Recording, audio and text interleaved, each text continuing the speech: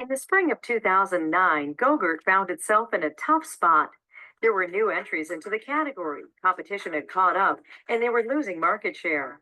We weren't declining rapidly, but we certainly weren't growing rapidly. And in a category like yogurt, which grows double digits every year, we weren't in a good situation. So the team took a step back to examine the reasons why the brand was stalled. We were losing share. And our major competitor, Dannon, had really kicked in and began to focus on kid yogurt for the first time since they had launched Activia. And they had launched two new brands aimed at children, one of which was a global blockbuster. They really began to focus on price value and increase their consumer spend. They looked at the ways that they were communicating to moms. We did an ad campaign around all of our products having calcium and vitamin D. But as it went on air, we began to notice that it wasn't really moving the dial at all. The message simply wasn't enough to differentiate the brand, and it wasn't changing behaviors. The challenge was to find a way to connect with consumers in time for the critical back to school market.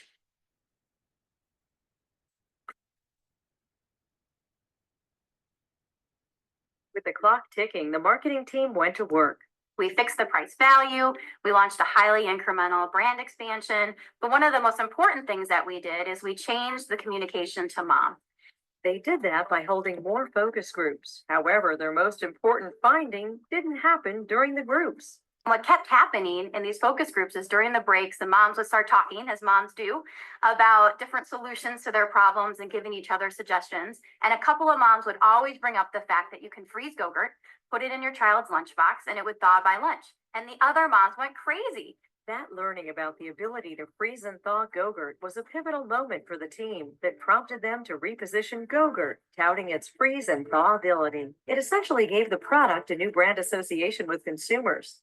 The marketing team worked hard to drive home that new brand attribute to moms in time for back to school. Ironically, when the product was first brought to market in 1999, it had been specially formulated to freeze and thaw, but that benefit had never fully been communicated to moms. Through the course of time, we stopped talking about it with moms altogether. And really, what happened in these focus groups is the moms brought it back to us, really brought it back to our attention that this was a really important benefit that we had not been leveraging for a number of years. In just 2 short months, the team repositioned the brand, coming up with a new integrated digital campaign, in-store signage, packaging, coupons, and made a brand new TV commercial with the product's new brand attributes just in time for back to school. The results of their campaign were impressive.